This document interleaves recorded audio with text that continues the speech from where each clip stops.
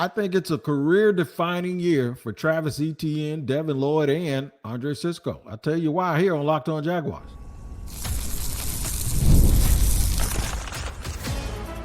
You are Locked On Jaguars, your daily Jacksonville Jaguars podcast. Part of the Locked On Podcast Network, your team every day. I believe it. It is your team every day here on Locked On Jaguars. We thank you for making us your first listen. Also, wherever you get your podcast, make sure you tap into that location, our Locked On Jaguars YouTube page, or wherever you listen to audio podcasts. Today's episode is brought to you by FanDuel. That's right, FanDuel. Now, through September 22nd, all FanDuel customers can bet $5 and get a 3-week free trial of NFL Sunday Ticket from YouTube and YouTube TV. Visit FanDuel.com to get started. And hello once again to the everydayers. Glad to have you back here with me. I'm going to tell you where we're going to end up today. That is, we're going to talk about Andre Cisco being the last line of defense for the defense. Also in segment number 2, Devin Lloyd must exert himself. I think we're all rooting for that. And we're going to start the show right at the very top, talking about how it is a career-defining year for those two. But we're going to get to Travis Etienne first. I think Travis Etienne is a really, really good football player. I think he's a good running back. I think he's probably top 10 running back in the league, and you can trim that down a little bit further when you get to dual threat running backs. I believe he's probably top 7 or top 8 in terms of dual threat running backs, guys that you can give them the ball 20 times and you can find them out in the flat. They can catch the ball and they can hurt you in different ways. If the Jaguars are going to be good this year, as good as we all hope they can be, they're going to need him and those other two guys I mentioned. They're going to absolutely need them to play a pivotal role with this team. And I've said nothing that's going to surprise anybody, right? So why do I think it's career defining? I think career defining is sometimes it's now or never. No, that's not what I mean. He don't have to worry about never. Travis Etienne, barring injury, is going to play for an awful long time as long as running backs are allowed to play in the National Football League. He's going to be either back 1 or back 2 or co-back 1s for the foreseeable future for whoever he plays for. But remember, this is about context. He was a first-round draft choice. First round. In a year where the Jaguars needed just about everything, they took Trevor Lawrence earlier. He was the second pick of the first round that year. They needed everything. It was one of the worst rosters in the history of the National Football League. And they chose a running back because they prioritized a guy who was explosive. A lot of people criticized him for it. And then just a little backdrop, Travis didn't have a whole bunch of time to make people regret criticizing the Jaguars because he got hurt in the first preseason game with a Liz Frank injury, and he missed the entire season, which was his rookie year. Came back with a vengeance the following year and put up really, really good statistical numbers while the Jaguars went to the playoffs. And last year had a decent season. The Jags didn't make the playoffs, and his year wasn't quite as good. Now, I'm going to frame this by letting you know a lot of things. One, he got hit after getting the ball. He got hit the quickest of any running back in the National Football League last year, according to stats. Two, he got hit coming from up the middle because Luke Fortner, the center, couldn't block people. Three, they just weren't a good running team who could move people off the ball when they wanted to or when they had to. Four, they were pretty much one-dimensional because the offensive line didn't allow them to do a lot of things. So instead of being vertical, the passing game was very horizontal, very short, a lot of short passes to Evan Ingram. 300 attempts to Evan Ingram last year. I just found that out when I did a show with Kyle Krabs from Miami that you'll see tomorrow. But the thing is I can't believe that they tried to throw the ball 300 times to one guy. That tells you something. The field is never stretched. There was no deep threat. That condenses the defense. When you get close to the red zone, the defense had the opposition, they had an extra man on the field, not technically, but figuratively, the end line. So when the Jaguars get closer to the end zone, the end line is working against them. So that condenses everything between Travis Etienne and the end zone. It closes it up even further. The last thing you need when you can't block people is a whole bunch of people in the area where you're supposed to be blocking.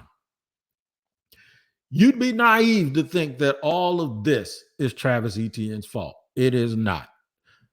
Here's why I say it's career defining.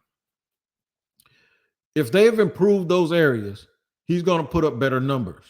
If he puts up better numbers, it has that actually having a big effect on the game. He's going to affect the game differently. If he's allowed to affect the game differently, they're probably going to win more games because now it opens things up for Trevor Lawrence. The play action, being able to throw the ball deep, having the safeties and the linebackers have to respect the running game, creates all of these windows in the defense. All right. So if those things weren't his fault, and Stevie Wonder could see that he's a really, really good football player, why do I think it's career defining? Because there are running backs throughout history that have had immense talent that found a way to still make themselves good football players with a whole bunch of shortcomings around them, including bad quarterback play. There are running backs in the league that have been able to overcome some of those shortcomings and then still been able to improve on them either with the team that they're with or moving on to somewhere else. And here's where we're going to get very interesting. If the Jaguars do what I believe they're going to do, we try to keep Travis Etienne healthy, use more Tank Bigsby, and use more Dearness Johnson, win more games, be more multiple, one or two things could happen. They could win more games with Etienne not getting as many touches, and it still looks like he's very, very important because he'll probably still have 1,000 yards rushing. He'll probably still have a couple of 300-400 yards receiving. He'll have 1,400 total. He'll probably score more touchdowns. And if the team wins, that performance gets elevated. I'd be very, without even looking, I'm going to tell you right now, his numbers are better than Isaiah Pacheco's. But people know more about Isaiah Pacheco, even though he was a 7th-round pick. They know more about him because that team wins games. And anytime you win games, your contribution to those wins is elevated, and the importance of your contribution is elevated to the point where everybody understands it. So it's career defining for him, but I think all he has to do is continue to be himself. If the Jaguars don't win, his statistics won't matter one bit. If they do win, his contributions will trump and matter more than his statistics. Then you got this thing where they got to figure out whether or not they're going to give him the 5th-year option. I think they have to decide that a little bit early. But if they do, they do. I think they may. I have to look and see if they've actually already done that. But in any event, the shelf life for running backs is about 5 or 6 years. You're going to start seeing if he is going to make himself extremely valuable by having one of those 1,900 total yards, not rushing, to having 15 touchdowns to show that, well, he's just good back, but, you can find another guy, or, it's a back by committee. He was a 1st-round pick. There was some thought that he would be a linchpin type, maybe not a dude who is a Derrick Henry type running back that carries the ball all the time, but a Brian Westbrook type, one of those airbacks, one of those dudes that he's very, very important. Aaron Jones comes to mind. Somebody like that becomes invaluable to a team. Like when he's not there, you see a marked difference in the performance of the team. Career defining year. What is he going to be? He can still be everything he thought he wanted to be, but he might not end up being that in Jacksonville if they don't win, or if he gets derailed by another injury. I think it's something to watch. If he has a special year, I think the team has a special year. And if the team has a special year, he has a chance to be. Those things will go hand in hand, just like his performance. So watch Travis Etienne from the very beginning. He looked like he had really, really fresh legs in the preseason game that I did see him play. He broke a couple of long runs, scored a touchdown on an in-cut route, in the first preseason game. I think Travis Etienne will have a good year that will define the rest of his immediate future here with Jacksonville and his future as a running back. Devin Lloyd gives me a little bit more to think about. I think he's a good player also, has some stuff to prove, way more to prove than Travis Etienne. And we'll discuss that in segment number 2 here on Locked On Jaguars. Today's show is brought to you and sponsored by FanDuel. Woo! I am glad football season is back. I've still been playing with FanDuel because they've had stuff for us all summer, but there's nothing like the National Football League. And you've heard us talk about it a lot here because it's America's #1 sportsbook. Well, we have something a little different for you right now. Now through September 22nd, all FanDuel customers can bet $5 and get a 3-week free trial of NFL Sunday Ticket from YouTube and YouTube TV. Then with the YouTube TV base plan, you'll be able to watch every regular season Sunday afternoon out-of-market game. All you need is a Google account and a current form of payment, and you can cancel any time. So remember, now through September 22nd, all FanDuel customers can bet $5 and get a 3-week free trial of NFL Sunday Ticket from YouTube and YouTube TV. Just visit FanDuel.com, download America's #1 sportsbook.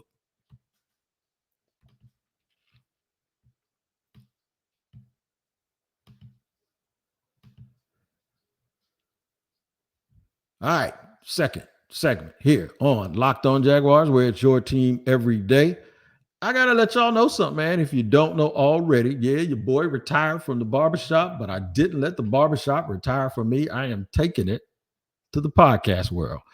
The new Locked On NFL is here, and Locked On NFL is now 2 shows every day. First, the madman Tyler Rowland kicks off your morning with a double shot of NFL Espresso, and then stop by the barbershop with Tony Wiggins, me, for some real NFL talk.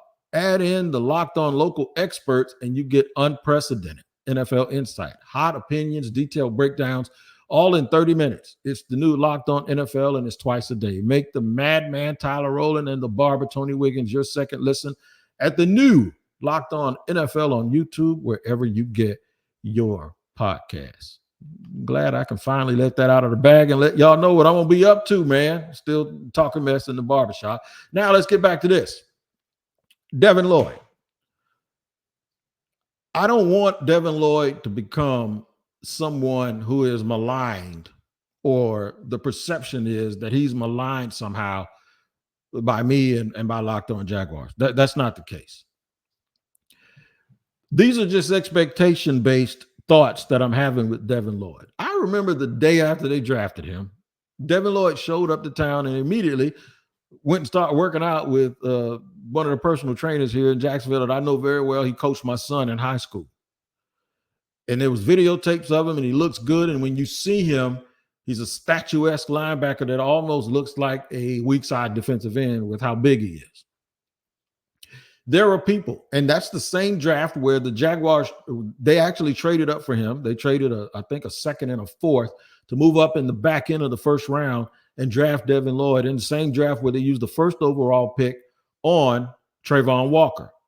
For context, they also used a third-round pick on Chad Muma. Prior to the draft in the offseason, they signed Foye Oluokun. Now, this confused a whole bunch of people because everyone knew that the Jaguars were running 2 off-ball linebackers, and they were going to have their 2 edge players, which was Trayvon Walker and Josh Allen. They were going to actually have them listed at outside linebacker. So why the overkill at the linebacker position? That was a good question then. It's still a little bit of a question now. At the time, we all thought, okay, Foye Oluokun will play 2 years. They'll let him go because of salary cap and because he was getting a little older. And by then, Devin Lloyd and Chad Muma will be ready to go. Well, Foye Oluokun is too good to let go. He's the heartbeat of the second level of the defense.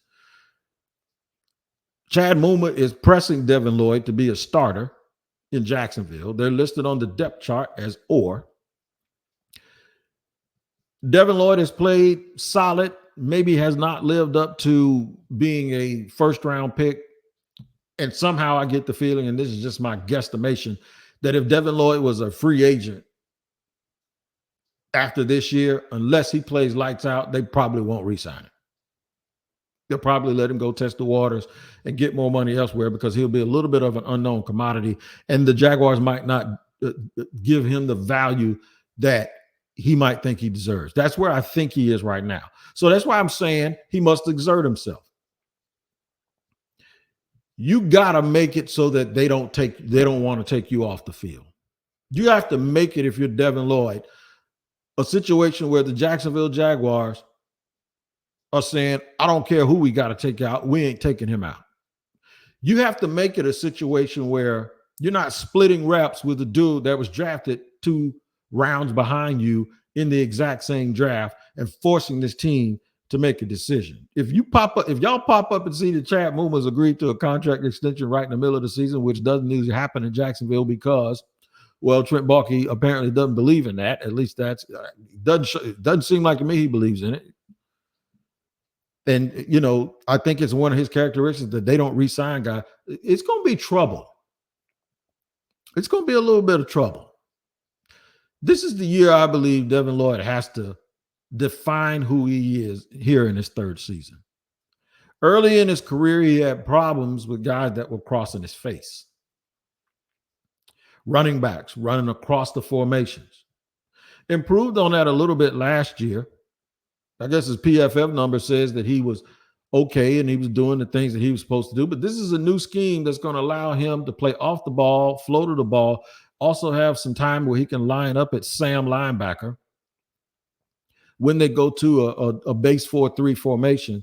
And I just think it's time for him to prove his worth. Once again, I am not saying Devin Lloyd has been a bad football player. But what I am saying is, if you're honest with yourself, ask yourself and answer the question, has he really lived up to being a first-round pick that you trade up for? What's the difference between him and Chad Muma? I don't think there's been a whole bunch of difference in their play. The depth chart suggests that there isn't much of a difference in the way that the Jaguars view them, but there is a difference in what they're getting paid, and there is a difference in how many resources were used to obtain it. I think the pressure's on him. In my opinion, the pressure's on Devin Lloyd to show exactly who he is and what he can do. And if this system with Ryan Nielsen doesn't give him a chance to do it, I don't know what to tell you. Much like Travis Etienne, though, part of this can be the fact that everybody around him plays better and that the defense plays better and that the team is elevated. When the team is elevated, that means a whole bunch of people are doing a whole bunch of things right. They might not have the stats to back it up, but you don't need it. All you got to do is be a part of this thing being lifted up. And then when it's your time to make a play and have your moment, then you make a play and have your moment. I'll give you an example. Rayshawn Jenkins did that on multiple occasions for Jacksonville. The Jaguars don't win the game 2 years ago that got them into the playoffs against the Titans without Rayshawn Jenkins. They don't win or even get to the playoffs or have an opportunity to get to the playoffs without Rayshawn Jenkins' play down the stretch in a game against the Dallas Cowboys where they came from behind. And he scored a game-winning touchdown and a walk-off fumble or interception. So there are ways that you can put your stamp on a football team, but you want to be putting your stamp on a really, really good team that has a good team result so that everyone can say you can be a part of it. Remember back in the 90s when the Dallas Cowboys would win Super Bowls and all these dudes like Larry Brown, they were getting big contracts everywhere? Well, that's because they contributed to winning, and people always will value the fact that you were a part of a winner way more than they'll value you having a whole bunch of statistics and being a part of a team that loses. Devin Lloyd has a really, really good shot this year to make sure that the Jaguars organization and the fans can place the right value on him and add appreciation to who he is as a football player and his future moving forward. If these two things happen, we're 2/3 of the way there. The last thing that has to happen is Andre Cisco has to be healthy so that his vast athleticism can come to the forefront. He's the last line of defense in the defense, often the last guy you'll see have a chance to make a tackle. We're going to tackle him, and we're going to talk about the things that he can do in order to improve his profile to eventually get a contract extension himself, as well as help elevate the Jaguars to wherever you think they deserve to be. We'll talk about that in just a second here in a third segment on Locked On Jaguars.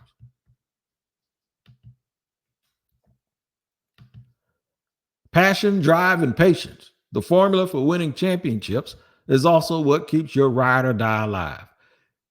eBay Motors has everything you need to maintain your vehicle and level it up to peak performance. Superchargers, roof racks, exhaust kits, LED headlights, and more. Whether you're into speed, power, or style, eBay Motors has you covered. With over 122 million parts, you heard what I said. For your number one ride or die, you'll always find exactly what you're looking for. And with eBay Guaranteed Fit, your part is guaranteed to fit your ride every time or your money back. Because with eBay Motors, you're burning rubber, not cash. With all the parts you need at the prices you want, it's easy to make your car the MVP and bring home huge wins.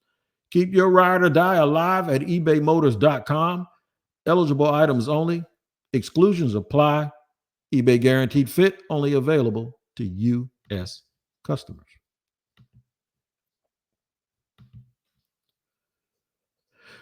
All right, third and final segment here on Locked On Jaguars, where it's your team every day. We appreciate you joining us. Man, we got a couple of days. I'm going to tell you what's coming up tomorrow. We got Kyle Krabs with the Dolphins, Locked On Dolphins. We did a crossover. You guys know about our crossovers, man. Our crossovers are usually so good, and this one will not let you down either. We'll talk about that beautiful game between the top and the bottom. If you're from the state of Florida, you understand what I mean. The top versus the bottom. That's Jacksonville versus Miami down in Hollywood near Miami. The Jaguars will play. Check that crossover out tomorrow. Now, we talked about the career-defining years for Travis Etienne and a chance for Devin Lloyd to set his career on the right path with the Jaguars. Now, Andre Cisco.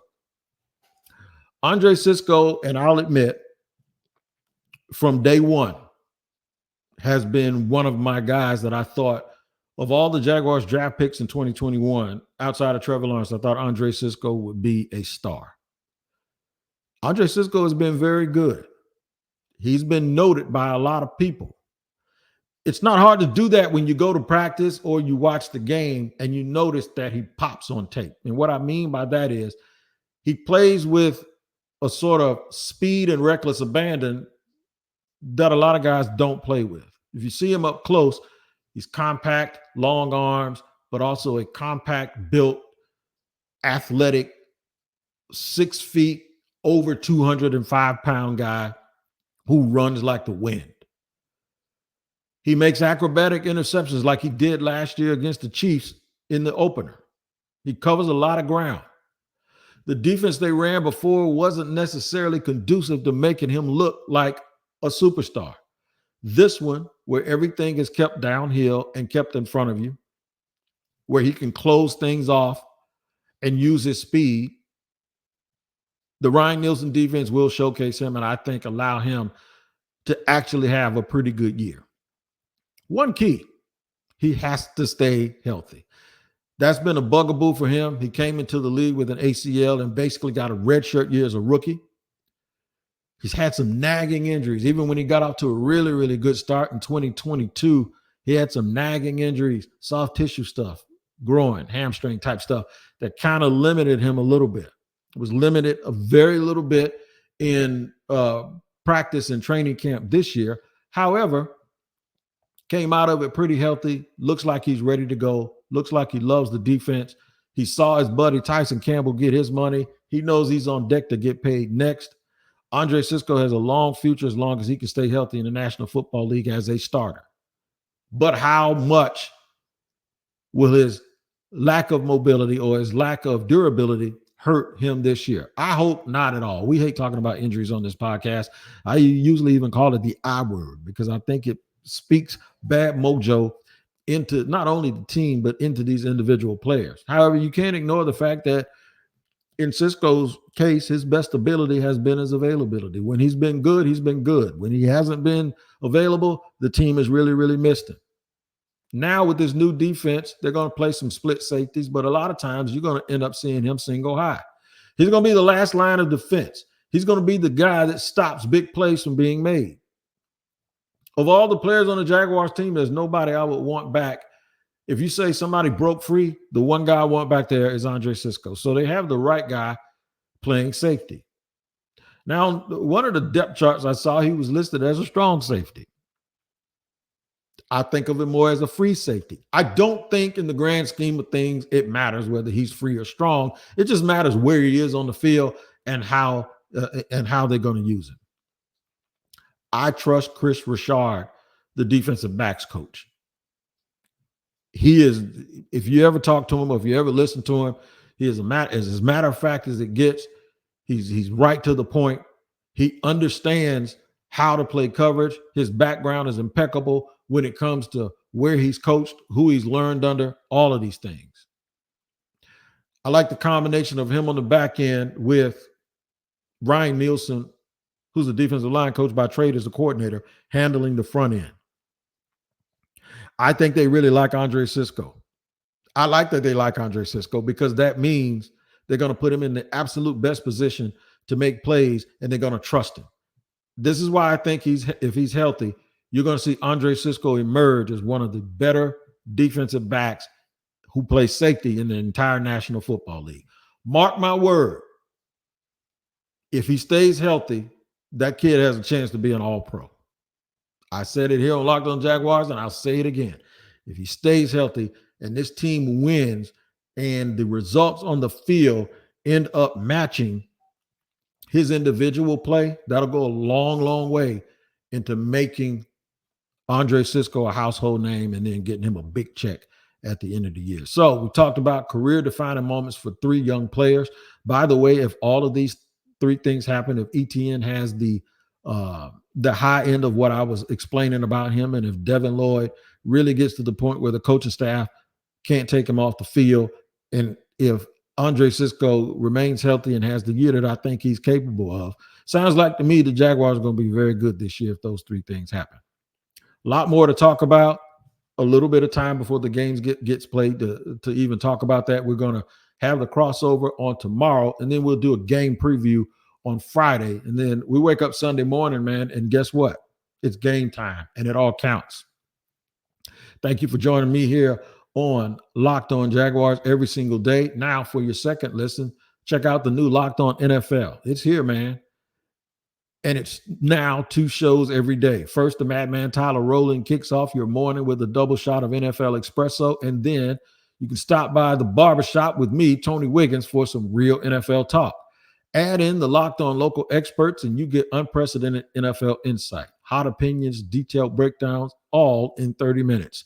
It's the new Locked On NFL, and it's twice a day. Make the Madman Tyler Rowland and the barber Tony Wiggins your second listen at the new Locked On NFL on YouTube or wherever you get your podcasts. You guys, make sure you take care of each other. We don't have much longer to go. But we'll see you tomorrow with a crossover, Friday with a game preview, and guess what?